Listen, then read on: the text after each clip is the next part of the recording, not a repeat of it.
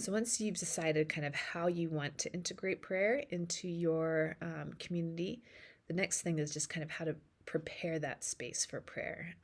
Throughout Scripture, we see God being so intentional with um, the way that He kind of described these places of prayer, like the temple, for example. He didn't just say, create a building, but He described the colors, the size, the smells. Like God designed us to interact with Him with all of our senses, not just words. And so all of these things are very important to creating a place that helps us connect to God more deeply. So I'm going to go through kind of those four different categories with just some ideas for how to create a space for prayer in each one. So we'll start with the prayer room. If it is a permanent room that's just kind of open for any time the building is open, people can go in and pray. I like to set up some prayer stations that I can rotate out. So usually I do four, and then some more permanent prayer stations. So for the four rotating prayer stations, I set up four tables and put a bulletin board above each one, and that lets me just change out a theme every month or quarter.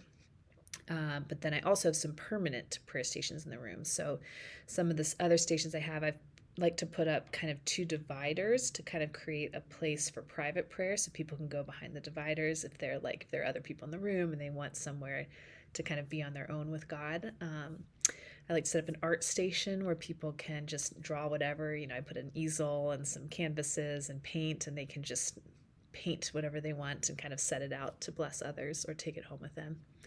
I like to set up another bulletin board or just paper on the wall for prayer requests, where people can write out prayer requests and then pray for other people's prayer requests.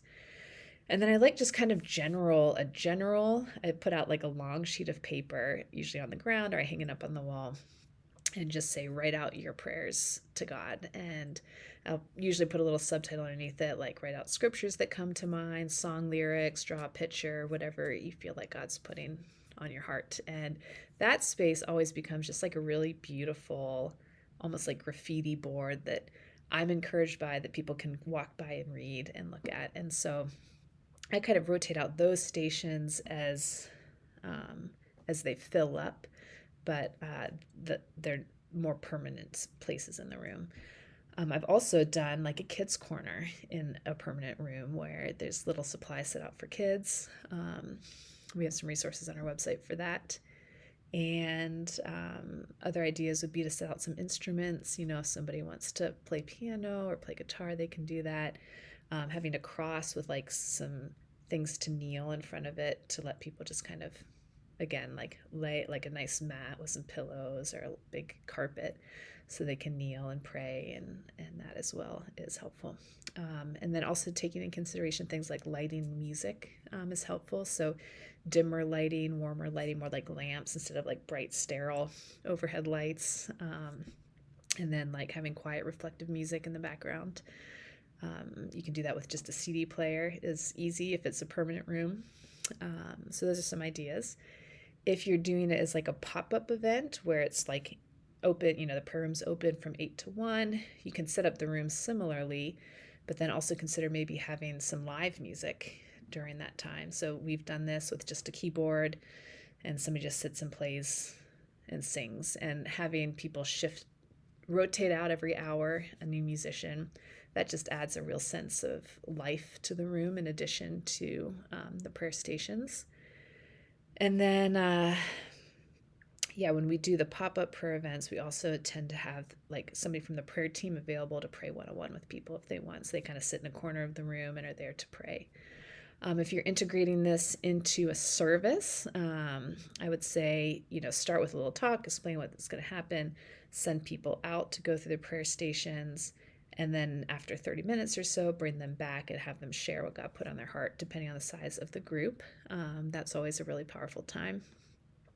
And then when they're out, just kind of play some quiet, reflective worship music in the background. Another thing that's kind of logistically helpful is if you're going to have a lot of people going through the room at the same time, so whether that's an event or a live pop-up prayer room, it's helpful to print out the stations as booklets and give them to the people so they can read through the directions on their own. And then at each station, if there are supplies needed, you just set out the supplies at the station rather than having everybody kind of have to gather around one sign. And then if you're going to set up, your prayer is like along a hallway, you might not want to worry about supplies. And so for that, I usually just do a visual and then directions, and I kind of hang them kind of like you would an art show.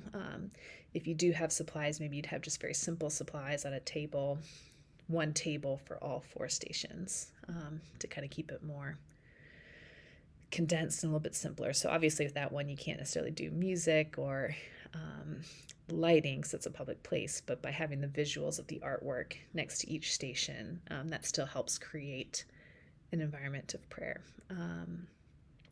So in the next video, we're going to talk a little bit more through the prayer stations. So I kind of mentioned all of these that I also create a space for rotating prayer stations. And so I have some permanent things in the room and I think about atmosphere, but then I have the prayer stations that I rotate out. So if it's, again, a pop-up event, each event would have a unique theme. If it is kind of a more permanent prayer room, I might rotate out the stations once a quarter or once a month to keep it fresh. If it's that kind of public display, again, maybe once a quarter or so, I might switch those out. But in the next video, we'll talk more about that kind of changing out the prayer stations and what that looks like.